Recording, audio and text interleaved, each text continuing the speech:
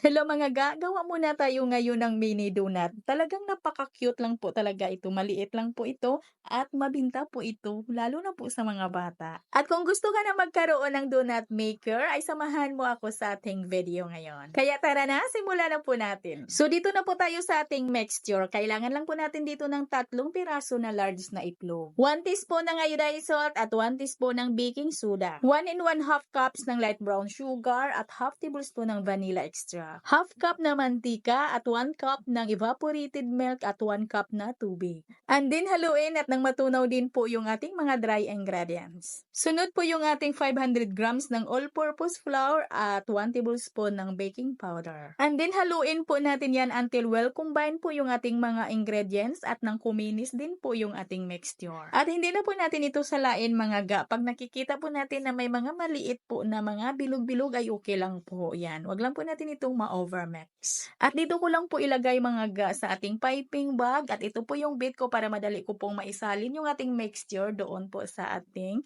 molder ng ating donut maker. At pahiran ko lang ng kunting mantika yung ating mga molder ng ating donut maker kasi na-try ko na po na hindi ko pinahiran ay dumikit po yung ating mixture. Kaya kahit non-stick po ito ay nag-rice lang po ako dito ng kunti lang po talaga na mantika. At madali lang po talaga itong lutuin ga. Mga 3 minutes ay pwede na po natin itong baliktarin. At saka isarap po natin ulit at mga 2 to 3 minutes din ay luto na din yung ating mini donut. Kung matagal ka ng followers dito ay sigurado na kabisado mo na yung recipe natin na ito. Kasi naka-upload na po tayo nito before pero ngayon ay gagawa lang po tayo ulit kasi mayroon po tayong bago ditong gawing icing or yung pang-dip po natin. At para na din ito sa mga bago po nating followers. At sa ating 500 grams na harina ay nakagawa po tayo dito ng 113 pieces na mini donut. At ito po yung gawin natin na pang-icing or pang-dip ng ating donut. Ito po yung ginagamit nila kadalasan sa pang-dip nila sa kanilang mga popsicle pop. At pwede din gawin natin itong pang-dip or pang-icing ng ating donut. First time ko palang gumamit nito mga ga, kaya po hindi po ako kabisado kung paano ba ito gamitin. At nakalagay dito haluin natin bago natin gamitin. At nang ito'y halong-halo na ay magkuha lang muna tayo nito ng mga 1 cup para ito'y matisting natin. At itry na po nating i-coat pero yung outcome niya ay parang lusaw, yung manipis po talaga na yung malabnaw po siya. Kaya ginawan ko po ito ng paraan mga ga. Naisipan ko na lagyan ko po ito ng powdered sugar. Kaya naglagay po ako dito ng half cup ng powdered sugar, salain lang po natin.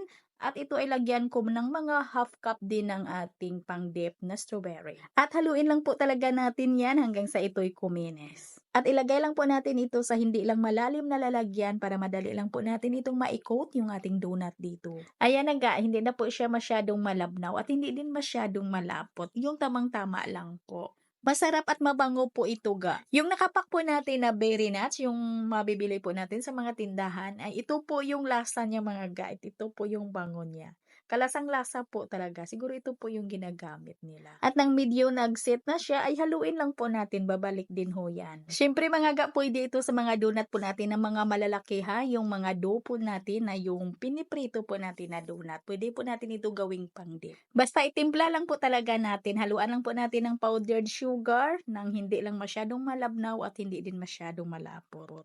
Tansyahin nyo lang mga ga. Kung masyadong malabnaw ay dagdag lang po kayo ng powdered sugar. Kung masyado namang malapot ay dagdagan nyo lang po ng ating pang-dip. At dito sa ating chocolate flavor naman ay ganun din po yung ginawa natin ha. At marami po tayo dito magamitan mga ga at mura lang po ito, nasa orange app lang po ito natin mabibili. At sa ginawa po natin na tig half cup ay ito po yung natira. Marami pa po tayong natira. At ang bintahan pala natin ng ating mini donut ay depende ho yan sa ating mga costing ha. Dito sa akin ay 3 to 4 po yung bintahan po natin dito. At ito na ga yung ating tanong, ilang piraso ba ng ating mini donut yung nagawa po natin dito sa ating recipe? Ang unang makasagot nito na tama po yung sagot niya ay siya po yung mapipili natin na manalo po ng ating donut maker. At paki-heart po ng ating video at paki-share na din. At ano pang hinihintay mo ga? Ay sagutin mo na, mag-komento ka na. Hanggang dito lang po yung ating video. Ito pong muling inyong Kainday Tinapay. Maraming salamat at bye-bye!